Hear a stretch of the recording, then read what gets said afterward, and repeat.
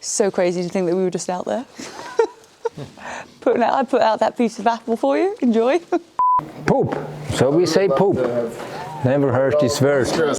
Okay. You were saying moisture. I thought that was a nicer word than poop. Yeah, I also can say poop. My name is Rebecca Louise, and I'm a fitness entrepreneur, an advocate for animal welfare, and an ambassador for Paws. I am on a journey visiting my friends at Paws across the globe and seeing all the amazing work they do for animal welfare worldwide.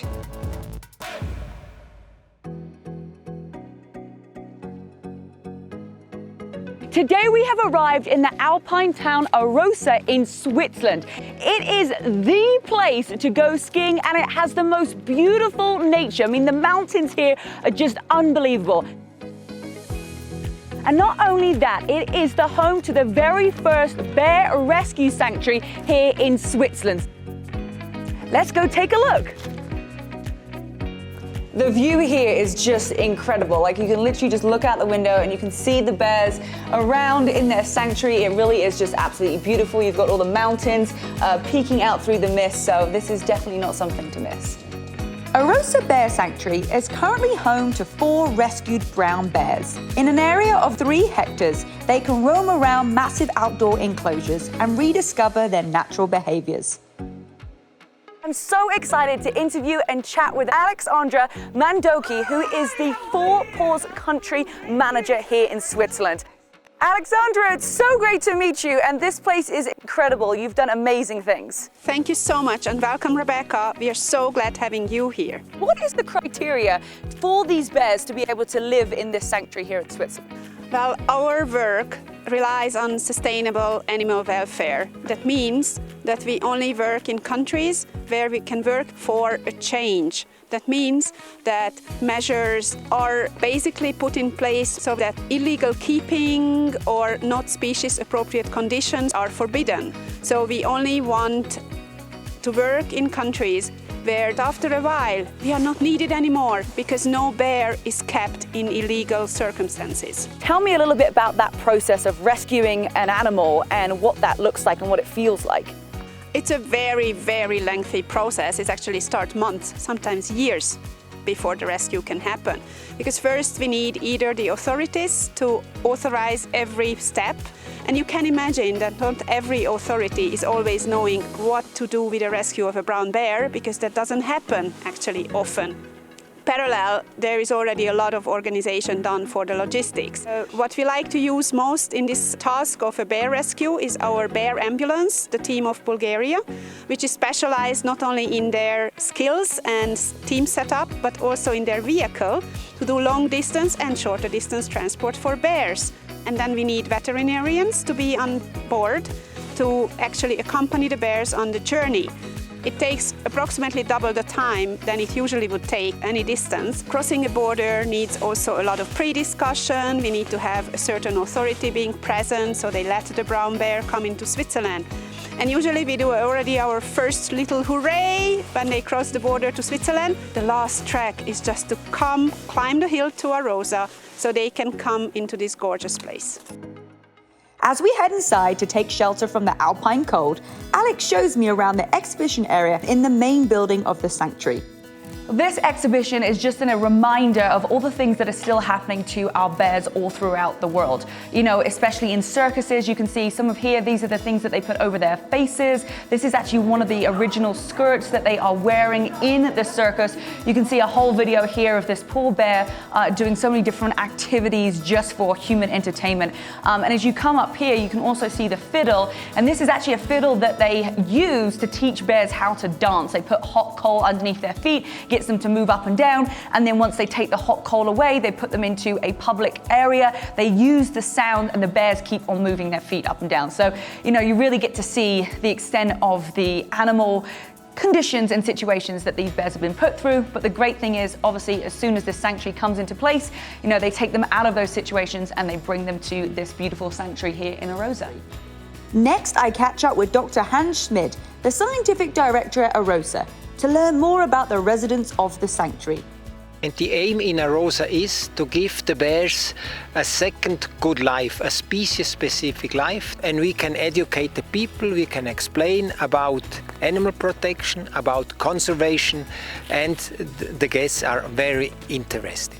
So some people feel like, okay, the bears have been rescued from human captivity, they've been rescued from circuses. Why can't you just put them back in the wild? Why do they need to come to a place like this? Yeah, we can't bring them to the wild because they are confident, comfortable with human beings. And so if we would let them go into the wild, they would go to the villages, eat garbage, and then there is a potential of conflict with the humans. Therefore, they stay in this protected area. I see. I join Hansi downstairs where he shows me what goes on behind the scenes at Arosa each day. First, we need to let the bears out into their outdoor enclosure so we can scatter seeds and nuts in their indoor area. Then we'll let the bears back in to scavenge for their morning snack. But as with everything, there are things to bear in mind. We never give food directly. We never call the name and give food, never. So they learn we are neutral, and they learn to behave as a bear. Okay, closed. Closed. Now we can spread food in the stables. How often do you feed them? 2-3 times a day. 2-3 times a day. The main food is in the morning now. Yep. And then the late morning, the early afternoon. And the idea is that the bears search for food the whole day, like in nature. Yeah. So now we go to spread the food together. Just throw it in. Just chuck it in? And it's very difficult to find, to search for it. Yeah.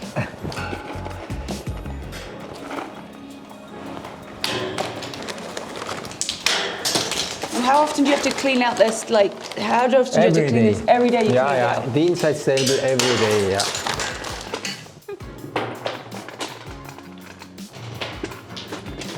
It's like desperate for one. Okay. Perfect. That is a lot louder than I thought it Now was we gonna go be. in to open the gates. Now they know we come. Now they know. While they've been busy snacking in their indoor enclosure, I join Hansi outside to scatter chopped up root vegetables to keep the bears busy looking for food all morning. Just Oh, okay. spread it as much as you can. He'll be spreading out their food so that they can come and find it today. And this happens 3 times a day, apparently. Hansi surprises me with one last job before my shift was over. A slightly less sophisticated task. Now Rebecca, you have to remove the pup in the outside enclosure. You just can take this vehicle, scoop it up. scratch it into this shower. Okay. You were saying moisture. I thought that was a nicer word than poop. No, I also can say poop. Perfect. It's funny looking poop. Bear poop. Yeah, bear poop. Yeah, that's quite So you just do okay. it like where it's close, because the rest of it's like nature, right? Yeah, the rest is nature. So yeah. And now we finished work in the outside enclosure. The food is spread. Yep. We cleaned the part near the action place, and so we're gonna make it accessible for the bears. Okay. And now next check. Yeah, these doors closed. This is closed, and now you see the bears are in the stable. Since I'm now an honorary bear caretaker, after we let the bears back outside, Hansi tells me more about exactly what the sanctuary provides for them. Their fur must be so thick to keep them so warm. Yeah, they are adapted to these temperatures. You know, Arosa, that's natural environment of bears, evolution. So these bears are 2 or 16 or 2 or 18 years old, correct? Yeah. And how long do bears live? Yeah, they can live up to 30 years. Okay. Wow. So that's great that most of their life is going to be spent. Second half of the life is in a here. natural area. Yeah. Yes. For example, Maimo and Amelia, they lived for 13 years in a small cage of 60 square meters, concrete and iron, and the whole day they were only waiting for food. They had nothing other to do. And they waited for food, and in between they showed disturbed behavior.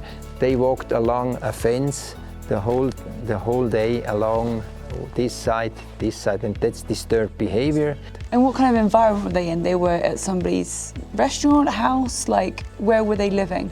They were living beside a restaurant in the cage of 60 square meters. Only, no natural stimuli, only concrete and iron. The main job was to wait. To wait, and so they were like an attraction for the restaurant. Yeah. So the restaurant would utilize them. The owner of the restaurant, he bought Amelia and Maimo on the illegal market as pups. The first time in their life, grass under the paws was in Arosa. And once the bears got used to their new home, their personalities began to develop. Yeah, they have different personalities like in human beings. Maimo is a very quiet male. He's interested in searching for food, don't search for problems, but if there is a problem, he will resolve it. And for example, Jamila, she has a need to have anything under control. She's a little control freak. Right. So you were telling me, Hansi, that there's like a hierarchy within the 4 bears that are here. How do they decide like who is the leader? We let them together. They see, oh, the other one is stronger, but they decide where is the dominant bear. And at the moment, Maimo is dominant over Jamila. There is no problem because the hierarchy is clear. They decided. Sam is the most dominant bear. Yeah, he's the leader right now. He's the leader. All the other 3 bears, they have to go him out of the way. But we have such a big area that's no problem for the bears. With winter quickly approaching, it would seem like the perfect time to start getting ready for hibernation. They start to hibernate in winter time about end of November until the middle of April, 4.5 months. So when they're in captivity, they're working in circuses, they don't have any hibernation. All the bears that arrived in Arosa, they didn't make hibernation this time.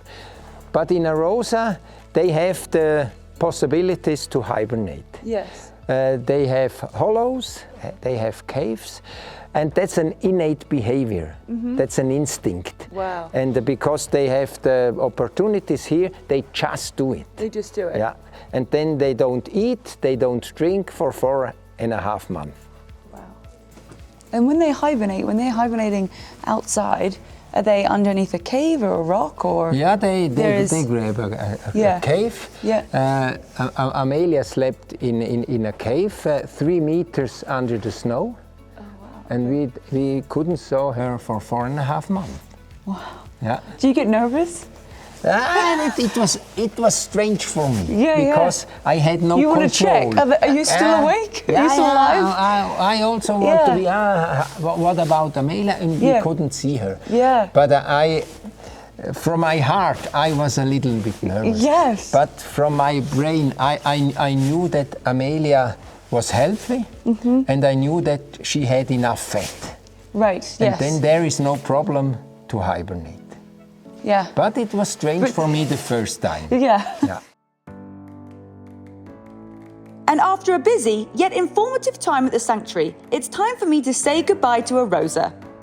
Well, I had the most incredible time here in Arosa, Switzerland, my very first stop with 4 Paws and seeing their bear sanctuary. I mean, it's just so exciting to see what 4 Paws are doing all over the world. So do not forget to subscribe to the channel, to like the video and share, because we're going to be taking you to a couple of other countries and sharing the amazing work that 4 Paws are doing with our amazing sanctuaries around the world. So hit that subscribe button, make sure you like, share with a friend, and remember that we are all about animal welfare worldwide.